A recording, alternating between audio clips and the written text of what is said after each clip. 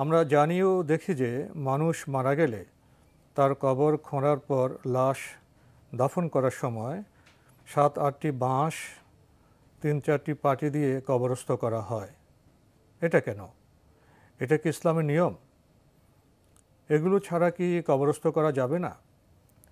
আমরা শুনেছি যখন মারা যাব তারপর কবরস্থ করা হবে, সওয়াল জবাব নেওয়া শুরু হবে, মাটি যখন চাপ দেবে সেই চাপ থেকে বাঁচার জন্য কি এই ব্যবস্থা, নাকি এগুলো ছাড়া কবরস্থ করলে কোনো সমস্যা? এই ব্যাপারে ইসলাম কি বলে? ধন্যবাদ। আসলে আপনি যে প্রশ্নটি করেছেন এর সাথে আসলে মানে কবর দেওয়া যে প্রক্রিয়া রয়েছে এই প্রক্রিয়ার সাথে কোনো ধরনের সম্পর্ক নেই। প্রথম কথা হচ্ছে আল্লাহর বান্দা আদম সন্তানগণ এদেরকে আল্লাহ সুবহানাহু ওয়া তাআলা সম্মানিত করেছেন, মর্যাদাপূর্ণ করেছেন, মর্যাদা দিয়েছেন। ওয়ালাকাদ কাররামনা বনি আদম, আল্লাহ সুবহানাহু ওয়া তাআলা কোরআনে কারীমের মধ্যে ইরশাদ করেন যে আমি আদম সন্তানদেরকে সম্মান দিয়েছি, মর্যাদা দিয়েছি। তাই এই আদম সন্তান যারা রয়েছে মানুষ, এরা জীবিত অবস্থায় যেভাবে সম্মানিত, তাদের মৃত্যুর পরেও তারা সেভাবে সম্মানিত। এই সম্মানটা রক্ষা করার জন্যই তাদেরকে সম্মানের সাথে দাফন করা হয়ে থাকে। এই দাফন করার প্রক্রিয়াটা সম্মানের সাথে সম্পন্ন করা হয়ে থাকে, যাতে করে তার এতটুকু সম্মান থাকে যে তার কষ্ট না হয়, তার উপর কোনো চাপ সৃষ্টি না হয়।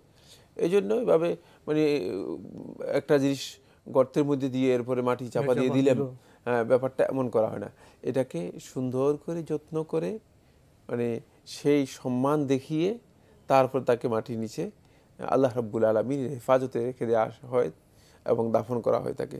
এই প্রক্রিয়াটুকু এটা মানুষের সম্মানের জন্য, মানুষের মর্যাদার জন্য এটা করা হয়ে থাকে।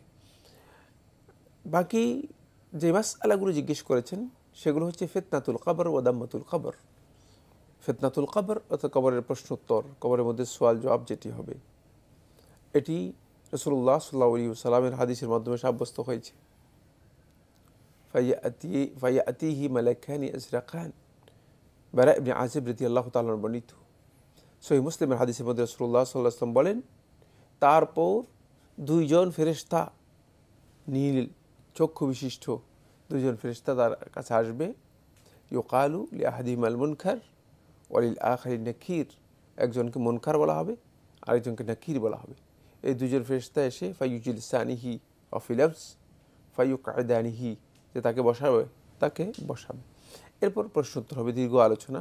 হাদিস বারা ইবনে আজিব রাদিয়াল্লাহু তাআলা আনহু সহিহ মুসলিমের মধ্যে দেখে নেবেন। এরপর তাকে প্রশ্ন করা হবে। এই প্রশ্ন করার সাথে এর কোনো সম্পর্ক নেই। এই প্রশ্নের প্রক্রিয়াটি পুরাটাই আলামে বারজাখ এর সাথে সম্পৃক্ত।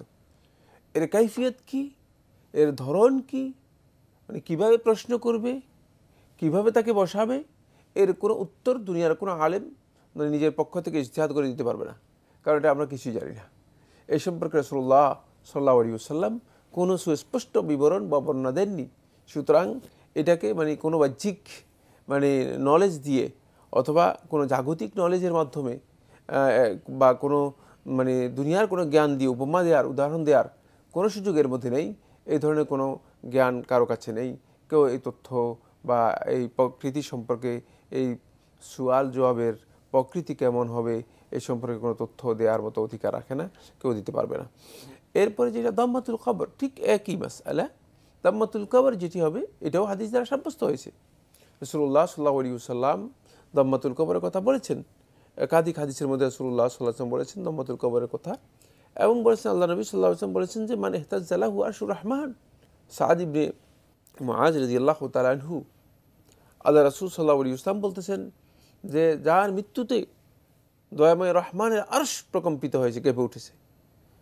এত বেশি মর্যাদাপূর্ণ ব্যক্তি আল্লাহ রাব্বুল আলামিনের কাছে সাদ ইবনে মুআজ রাদিয়াল্লাহু তাআলা আনহু। এত সত্ত্বেও রাসূলুল্লাহ সাল্লাল্লাহু আলাইহি ওয়াসাল্লাম বলতেছেন যদি কেউ দাম্মাতুল কবর থেকে মুক্তি পেত তাহলে মুক্তি পাওয়ার একজনই, সেটা হচ্ছে সাদ ইবনে মুআজ। এটা বোঝা গেল যে সাদ ইবনে মুআজ রাদিয়াল্লাহু তাআলা আনহু সেখানে মুক্তি পাননি। তাই এখান থেকে বোঝা যাচ্ছে দাম্মাতুল কবর এটা হক, সত্য, কিন্তু এই দাম্মাতুল কবর সবার জন্য সমান হবে না।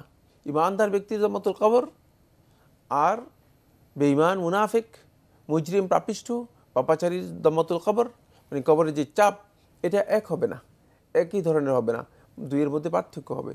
মানে হয়তো ইমানদার ব্যক্তিগণের জন্য দম্মা হবেই, মানে চাপটা হবেই, কিন্তু সেটা তাদের জন্য এমন সহনশীল হবে যে তারা এটাকে মানে অনেক মানে কঠিন কিছু উপলব্ধি করবে না, তেমন কষ্ট লাভ মানে এর মাধ্যমে পাবে না। কিন্তু মানে এদামাতুল কবর হাদিস দ্বারা সাব্যস্ত হয়েছে এটা কবরের একটা বারজাখী জিন্দেগীর মানে একটা স্টেজ, গুরুত্বপূর্ণ স্টেজ, এটা অনিবার্য বিষয়। সুতরাং এই স্টেজ অতিক্রম করতে হবে, এটি সাব্যস্ত হবে। এর সাথে মূলত দাফনের যে প্রক্রিয়া রয়েছে, বাঁশের কোনো সম্পর্ক নেই, বাঁশের কোনো সম্পর্ক নেই। বাঁশের সম্পর্ক সম্মানের সাথে। বাঁশ হলো সম্মানের জন্য, যাতে করে আল্লাহর বান্দাকে এমন ভাবে আপনি মানে দাফন মাটির নিচে, যে মাটির নিচে এমন ভাবে দাফন করে আসলেন যেটি মানে সুন্দর কোনো প্রক্রিয়া নয়, এবং তাকে এর মাধ্যমে মনে হলো যেন আপনি তাচ্ছিল্য করলেন বা অবজ্ঞা করলেন, যাতে অপমান হলো, এমনটি যাতে না হয়, এই জন্য মূলত এইভাবে দাফন প্রক্রিয়া ইসলাম অনুমোদন দিয়েছে, এবং সেইভাবেই দাফন করা হয় তাকে, যাতে করে কোনোভাবেই মানে অপমান না হয়। এখানে আরেকটি বিষয় রয়ে গিয়েছে, সেটা গুরুত্বপূর্ণ, সেটা হচ্ছে এই মানে বিভিন্ন কারণে, কারণ এই লাশের সাথে আবার গুরুত্বপূর্ণ কিছু জিনিসও জড়িত রয়েছে। যখন কাউকে দাফন করা হয় তাকে দেখা যায় যে সেখানে এলাকায় যদি সিগাল থাকে অথবা কোনো হিংস্র প্রাণী থাকে, সেগুলো আবার লাশ মানে খেয়ে ফেলার জন্য মানে চেষ্টা করে থাকে, যাতে করে সে এই জন্য একটু বেশি প্রোটেকশান দেওয়া হয়ে থাকে, যাতে করে কোনোভাবেই, কারণ সাধারণ মাটি হলে হয়তো সেগুলো মানে ছিদ্র করে কোনোভাবেই মানে ছিদ্র করতে না পারে এবং লাশটা নষ্ট না করতে পারে, সেটাকে কোনোভাবে অপমান বা মানে কষ্ট না দেওয়া হয়ে থাকে, এই জন্য মূলত সেটা করা হয়ে থাকে।